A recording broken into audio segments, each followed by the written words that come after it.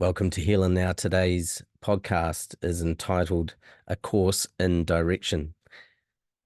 The various things I've been delving into of late that have come back into my consciousness that have required some more of my attention.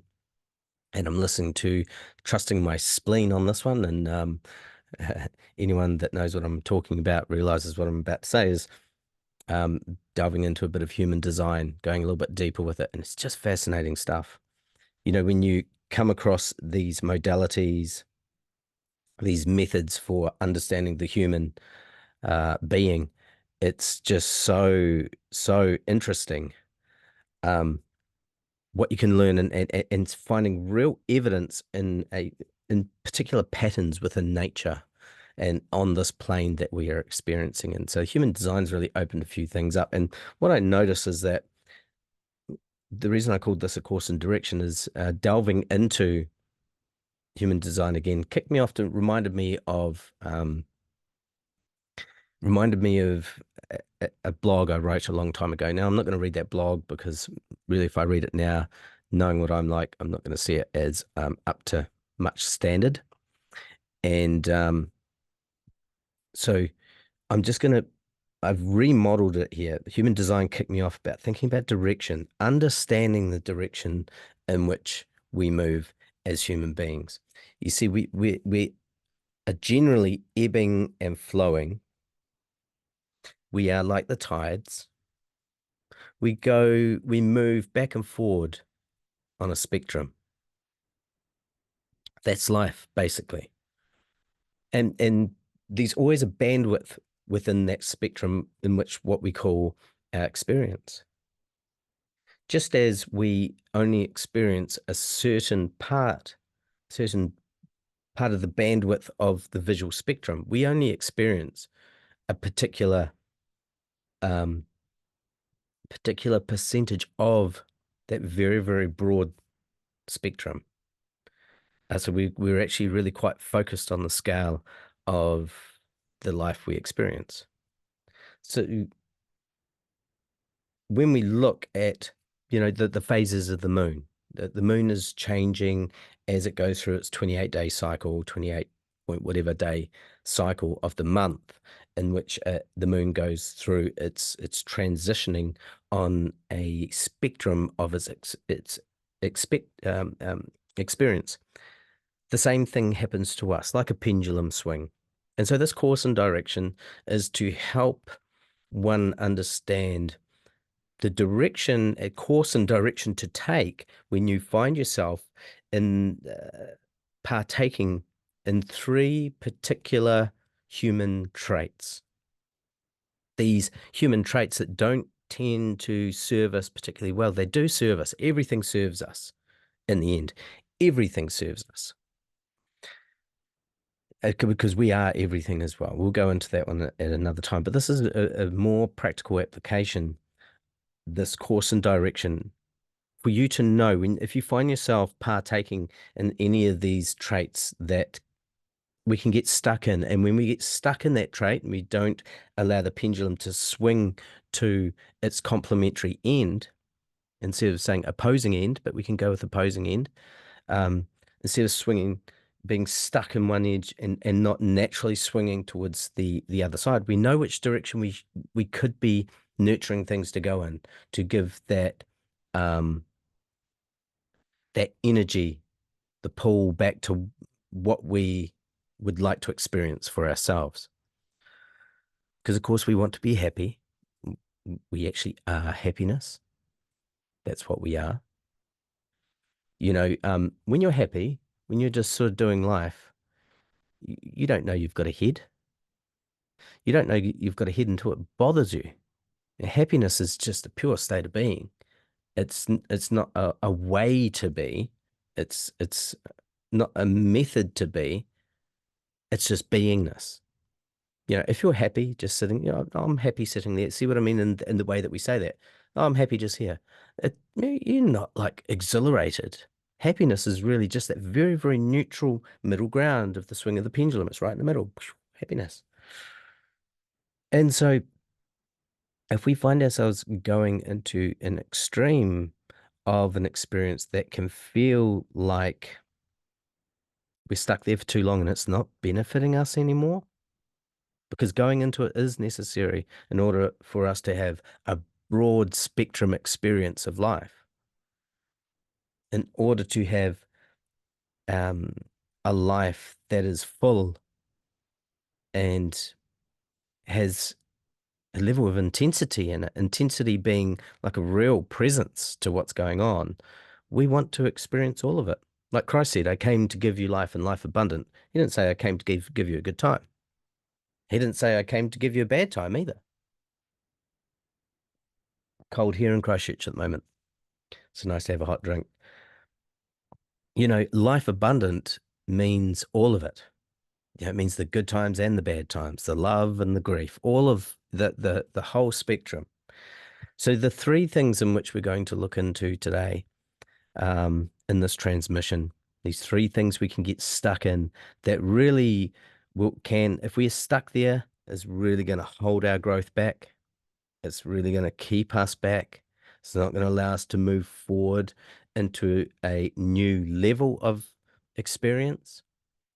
If we can be conscious about these three C's that can destroy your happiness and know the direction in which we could be moving to speed up the timeline of the experience, we just need to be aware of these things and then know the direction. I'd suggest you get a pen and paper for this because I wouldn't say it's like complex, it's simple, but even when I give people very, very simple ideas or thoughts, that they can forget it just like that. Which is really, but this is great for you to return back to. So the three C's that will keep you in low vibration is comparison, complaining, and criticizing. Now, these three C's literally will keep you in low vibration. I know that. How do I know that? Because I know when I go into these human traits, comparison, complaint, and criticizing, my vibrations are low and nothing actually serves me. Nothing goes that well for me. So this is, if you want to burn up your energy, waste your energy and waste your time, by all means, compare, complain, and criticize. But if you would like to accelerate your spiritual growth, realize when you are in these or either one of them, and then know the direction in which to move to help draw you out of that. So let's start with comparison. This one is a real shocker. Comparing is a form of violence, really, because when you're comparing yourself to the other, you're also creating what we call Maya, what the Hindus called Maya, which is basically the illusion, to keep it simple. When you are comparing yourself to the other, or when you are comparing someone to another person, when you're simply comparing, you are doing a violence to both, you know, especially if you have a preference on one. I don't like that one. I like that one more. I like this one, or this one has more than that. But that doesn't, and if you're leaning towards one preference being good and one being bad, that's where you run into trouble. I think differentiation, understanding the differences, helps you really arrive back to the understanding that everything is a whole. There is no separation. Comparison creates this idea of separation, which is Maya. Okay, that's the illusion. The illusion is we need to get it away from just being a sight thing. Or think of an illusion like it's not real. It's a real illusion. You don't discredit it. It doesn't mean, you know, when we talk about Maya and spirituality, or talk about the illusion, it's not to run it down. It's to see it for what it is. It's not the full, it's not the truth. But we also need the non-truth to be there in order to know what truth is. We can't know what truth is unless we know what it's not. just like with uh you can't know what dry is unless you know what wet is. They go hand in hand. Can't know up without knowing down. Can't know in without knowing out. It's just not possible. And so realizing what I'm saying here, the kind of comparison I'm talking about, the comparing, is that very egoistic approach to comparing, where you're comparing and tagging to it, this is good and that one is less. Then this one's more, that one's less, this one's good, that one's bad, this one's right, this one's wrong. All of that kind of comparing is you embedding more coding into the illusion. It's you helping to build the matrix, the illusion that we live in. You're literally helping by when you go into comparison. Now, comparing, like I said, is a form of violence, and just about all wars are based on comparison. You know, it's just a pissing competition. That's what wars are, and that's what competitions are. It's a form of comparison. I'm not against competition either. You see, we've got to be so careful not to be on any end of the spectrum, because the thing is that with the swing of the pendulum, depending on the degree to that how deep, how far that pendulum swings to one side, all the potential of how far it's going to swing on the other side is right there. You know, the depth of the valley determines the height of the peak. One and the same. The height of the peak determines the depth of the valley. They're one and the same. You can't separate those things. But when we go into comparison, we create a separation because we're saying one part of the entirety is better than the rest of than another part of the entirety, but it's all a part of the entirety, okay, of the totality that is reality. Reality is the totality, and we don't perceive it all. We perceive a certain amount of it. Existence is the experience we're having on this plane. Okay, I'm sure there's other existences, but we're not experiencing those other existences right now. The word exist means to stand out. To stand out from what? To stand out from reality, that which is. And that which is not stands out from that. But it only appears, and that's, see what I mean by that? It's a real illusion. It's not the entire story. Only the entire story is the truth. A part of the story is not the truth. A partial truth is not a truth. It's still a part.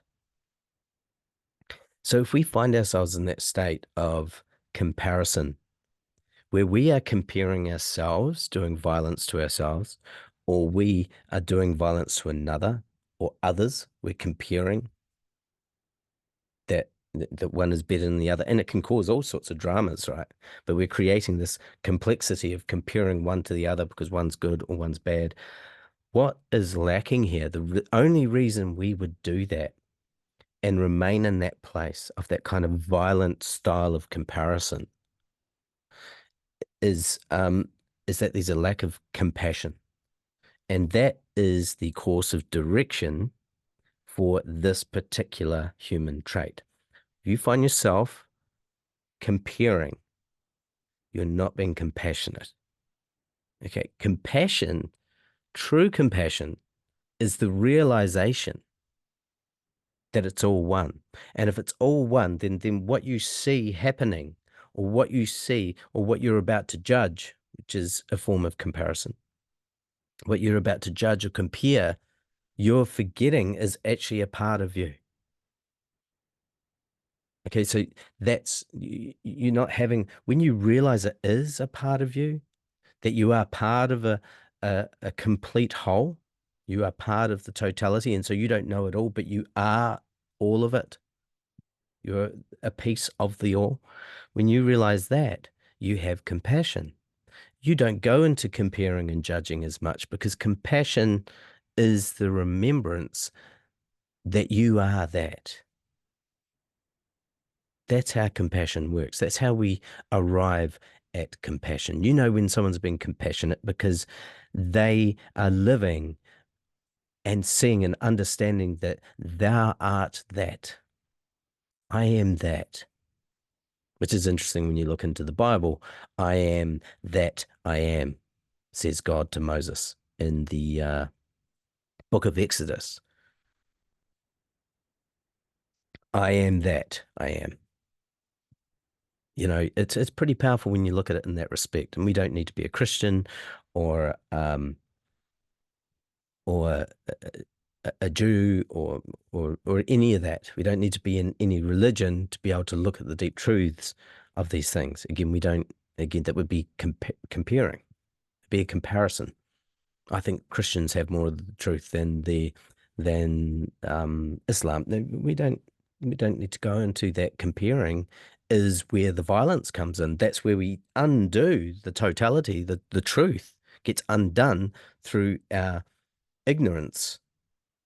It's the ignorance of realizing the other. Thou art that, you are that. You know, imagine living in a world where we truly looked at everyone else and everything else as a part of us. We would not be ransacking this planet in the way that we are doing it. It wouldn't be happening because we would know thou art that. I am that. I am. I am that. I am. You know, when you're having that struggle with your partner and realizing I am that, that struggle they're having, you're that too. You're also that. Have to be. You're having the experience of it. The illusion is you thinking that you're separate from the experience.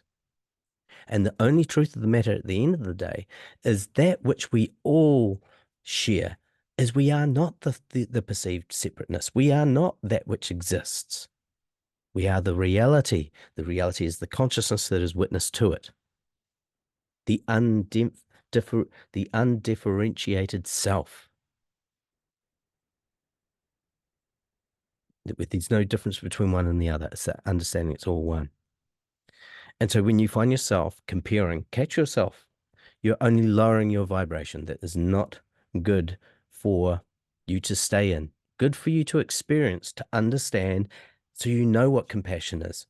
I'm not saying never go into comparison. Catch yourself doing it. You see, when you catch yourself comparing, you're catching the ego out. It's quite difficult to catch the ego out and get one up on the ego. Very, very difficult because the ego knows what you're up to. Because it's so closely is, and you're so heavily associated with it. Try and pull one up on the ego. All you can do is witness and watch it. That's the only thing you can do. Catch it at its own game, knowing you are the witness, knowing you are witnessing what's going on, catching yourself doing that thing again, being aware, dropping into present state awareness, and then know the direction to move. And the direction in this instance is that of compassion. Moving from comparison to compassion is the course of direction there. So when you find yourself, you don't need to stay long in comparison. Once you've caught yourself, that's enough. You've learned the lesson. You don't need to remain there. That's what this course in direction is about, is actually you don't need to continue to remain in the frequency you're in if it's not pleasant for you, if it's becoming very, very very, very difficult. You can move out of that by knowing the direction to go. So there you go.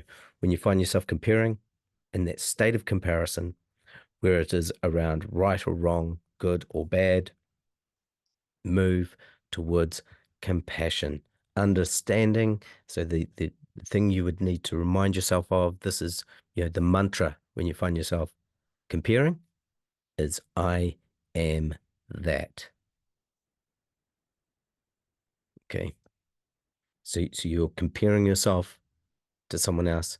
You've just got to understand you are that. So why even compare?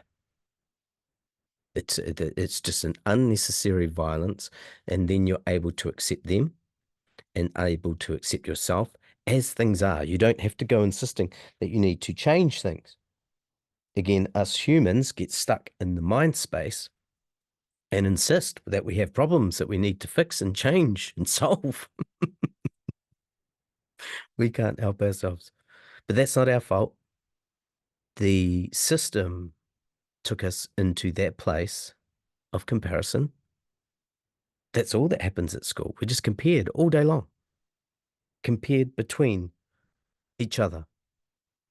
The scores, there's a score there, and it's going to make you compare yourself to others. The schooling system just drives the illusion deeper and deeper. And many people come along and have this incredible awakening and say, I've woken up, but often what's happened is they've just woken up to another dream. The waking up is knowing what you actually are. And what you are, if you can reach compassion, you can get there by simply knowing, like knowing it, not just saying it and trying to believe it. You need to know I am that. So, I was thinking about with my partner. I love Devi to smithereens. She can drive me crazy at the same time. We both have a different human design, which is great. It's a human design um, team that works very well. I'm a projector and she's a generator. But when we understand we don't need to try and be like each other, oh my gosh, that's when the freedom comes in. You see, I'm a projector. I'm not an energy type. And because I'm not an energy type, I don't have that renewable source of energy that comes up within myself like Devi does, who's a generator. She starts her day ready to go. I start my day having to drink coffee. I'm already drained when I wake up. And I mean, that's just one aspect of it. Even one time we were having a bit of a struggle, as you do in relationships. You don't get into relationships to have a good time. You get into an intimate relationship to have a confidant, a team member, a cheerleader to go through your difficulties with. You know, it's easy to have a good time with anyone. But when you go into an intimate relationship, make sure you get someone that's quite a bit different from you, that's going to challenge you. Because their challenging you is helping to bring up all that shit you haven't healed in yourself. They're going to help you do that. And so we don't need to, I found myself comparing. I was just, I was getting pissed off with her one time. And then I realized what it was this whole comparison thing. So the only reason I'm upset with her is because she's not like me. I caught myself out. I caught myself out. Why? The only reason I was pissed off with her is she's not acting like me. That's comparing. And that's not being compassionate to myself or her, but definitely not to her. I'm not being compassionate because she's not being like me, this comparison thing. But then I stopped to think. I couldn't think of anything worse than for her to be like me. I'm already struggling to deal with this me as it is. One of me is enough. In fact, imagine if there were 3, 4, or 5 of me. Now it's getting even worse. There's more of me. So look, that are just like me. There's nothing to reflect a differentiation for me to understand myself without someone being different than me. Different, not in a bad way, not in a judgmental way, just different. How would I know what I am without them? You can't know yourself without the other. Just simply cannot. And the other is actually an illusion. Isn't it amazing? The illusion is here to serve us so that we know what we are. That differentiation is there so we can see the undifferentiated self. Amazing. Incredible. Beautiful. It just simply is. So back to the story. Yeah, I'm like, I couldn't think of anything worse than having my beloved be like me. Imagine if everyone was like me. Then I wouldn't know who I was. Think about that for a moment. If everyone was like you, if if you got what you wanted and everyone was just like you wouldn't know what you were. Just like hot wouldn't know that it's hot unless it understood cold. We need the other in order to know ourself. So that's having compassion. When someone's pissing you off or you see a tragedy in the world, realizing that that's actually part of the experience, that is simply teaching you that experience. Just there's nothing to learn here. It's everything to know. It's about knowing it. You can only know it now. You can't know it later. This is the thing. Everyone says, "Oh, we've come here to learn something."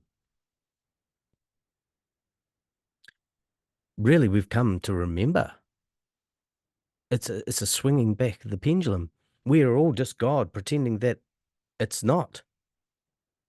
And we are differentiated. We're fractalized. God just being God. God doesn't know God other than just God, which is what? There's nothing to differentiate it. So of course, God would be like the breath, like that raw shot blot you throw, as the ink splats across the wall, it gets more defined out on the edges. It's more dynamic.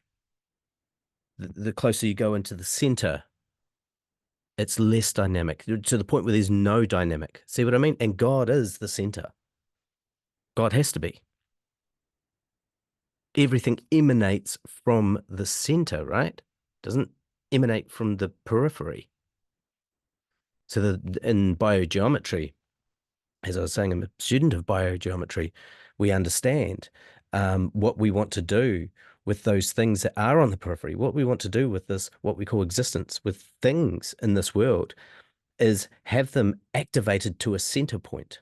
When you have them in a particular angle, momentum, number, proportion to what we call the center, you activate the center and then it actually activates that thing as well, even rotating something to a point where it is in divine proportion, basically. It's sitting in a direction that activates the center. Flowers, or everything emanates from a center. A seed, where does it come from? Its center. Where's the information in the center? But try and find the center of the center. Yeah. So in this whole thing of having compassion for ourselves, no one needs to try and prove that they are God, but they are, but not as they know it, not through the knowledge. Knowledge is old. As soon as you've gained that knowledge, it's gone. I'm not saying don't have knowledge. Absolutely have knowledge. I'm not saying get rid of the ego. You need the ego. As in, we can't have this experience. This experience we call life. Again, the word experience comes from the same root from existence, from the same root exit. It's all about that which goes out. Okay, that's the experience we're having. We're having an experience, and it's actually an outer experience. It's very periphery. So this here is like, I guess you could say, the truth of the matter is the light, is the light that is beaming through the film that is being played in the projector. And what's being beamed onto the periphery, onto the wall, is an illusion. What's really going on is light. And there's this, as you go further out, you get these complexities, and there's a film running in front of the light. The light's just beaming out. And it is the light that puts this movie out onto the screen to go out, to exist, to make the movie exist. It's existing because the light is actually shining through something that is not really, it's got nothing to do with the light. It's an illusion. It's casting it out there. And right before the light, is this movie playing out, but the movie is not the light. The light just remains, it's just always the light. So that's the divine. That's a picture of the divine plane. If you look at light, it emanates out in all directions. It's what we call the divine. But within that too, we must understand that the darkness is not bad. It can't be. We have to be careful when we talk about the darkness. Because in order for there to be light, for light to be, it needs this container, right? That we call darkness. Darkness is, obviously, you read in the Bible, it talks about, in the beginning, God. And then God says, let there be light. So what was there first? Obviously, darkness. But we don't want to go into that and say, well, God is darkness. Darkness is simply synonymous with space.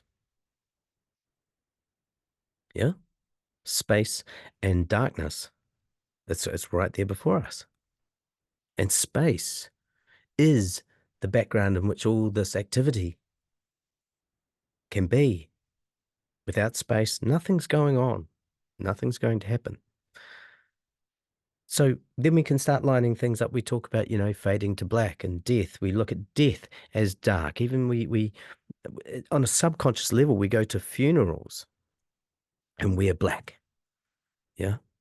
This so death really, if it's synonymous with black and space, then, can we say that death is bad? No, death is the container in which life takes place. When we look at these things in a synonymous fashion, that they actually coincide with each other, they correspond to each other. To come back to what I was talking about before, this course and direction, which I'm pretty sure is going to need to be a three-part course here, because there are the other two aspects, these traits, this trinity of pain, I call it, when we remain in comparison, complaint, and criticism. It's a trinity of pain, or we can move into the trinity of bliss. So again, with the one that we're talking about today, to remind you, to recap what's going on here. Comparison is simply the lack of compassion. Comparison that is comparison that has compassion is simply a differentiation, is seeing, is having gratitude for the difference that is presenting, because that difference helps you understand who you are. Is that differentiated self. This would not be going on if we were all just meant to become enlightened and then, just nirvana, the final breath out, the blowing out of the candle. This Maya is God pretending that God is not what God is something other than. And that God cannot be anything other than what God is. If God is the eternal, I said today to someone, if God is eternal, and God would have to be eternal, could there be anything inside of God that was not eternal? Well, the answer would be no. Even if it was one grain of sand and you said this grain of sand is not eternal and the rest of everything around it is, that rest of everything around that grain of sand is no longer eternal because of that grain of sand. It's almost eternal, but almost is not eternal. Could there be anything outside of God that is not eternal? No. I mean, the idea of anything outside of God, that God ceases to be God. And so everything takes place inside God. But God is no thing. Okay. So when God knows, I am that which is actually not a real thing. that everything is made of the consciousness, that the consciousness is conscious, and everything, it's like appears. There's the word appear. When something appears to be, it's just appearance. It's not reality. It appears to be something. Yeah. So the existence appears to be real, but it's not reality. Existence stands out from reality. Comparison, when it comes to a moral standpoint on this, keeps you in the illusion. That is the takeaway for today. If you find yourself comparing, it happens so easy. Buy a new car, driving down the street, see one that's better than yours, and now all of a sudden you don't like your car. You only just bought it. You know? How much of our time is spent comparing? Oh, they can lift more weights than me at the gym, so that must mean I'm shit. It's got nothing to do with anything. You are that. Like, just celebrate what they are. And that takes us into our next podcast, where we will look into, and this is one everyone does. We've looked at comparison today. The way to move away from comparison is to move into compassion. And in the next podcast, we are going to go into complaint. This is, everyone loves to complain. And complaint also has its own um, differentiating aspect. It has its other side to it. And that is the direction in which we need to move to. But for today, I encourage you to move in the direction of compassion when you find yourself comparing, keeping yourself in that low vibration of comparing, as in one is better than the other. It is just not worth your while. Understand a differentiation. It's there for us to learn what we are. There for us to learn the wholeness. But comparing and having preference for one over the other is doing violence to the self, making it a drama you don't have to remain in. As soon as you find yourself comparing yourself to someone else, you're not having compassion on yourself or them. So move into compassion. Know that they help you know you. So with that, I guess we covered a few things there. In the next podcast, I think I'm going to make this a three part, a course in direction for today. Compassion is the antidote to comparison. Remember that. Take that away with you. Compassion is the antidote to to comparison. Try to catch yourself out when you find yourself comparing one and another, or yourself and the other, or one thing for another thing. Catch yourself out and then say to yourself, I am that. Realizing that you are that which you are comparing. You're already that. There's no need. That's the compassion. There's now no separation. It is the only way in which we can take the matrix down. The matrix is the illusion, and comparison is the fuel that feeds it. So may you find yourself, may you find your peace, may you find love when you realize that compassion is the path that takes you there. I'm sending you all my love, and let there be light.